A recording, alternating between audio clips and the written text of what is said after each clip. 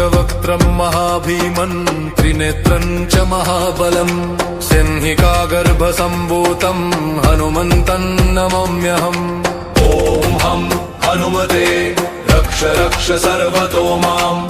ॐ हं हनुमते रक्ष रक्ष सर्वतो माम्। पूर्वे हनुमान् कपिमुखधारी रक्षतु माम्। दक्षिणे नारसिंहवपुर्मां सदा पातु। पश्चिमे गरुडरूपवान् रक्षतु। उत्तरदिशि वराहरूपः सदा रक्षतु माम्। पूर्वे हयग्रीवविग्रह पातु मे शिरः। अधस्तात् ब्रह्मास्त्ररूपः पातु पादयुग्मं सदा मम। अष्टदिशि रक्षतु पञ्चवक्त्रः। स्वप्ने जागृति गच्छतः पश्यतः शयनम्।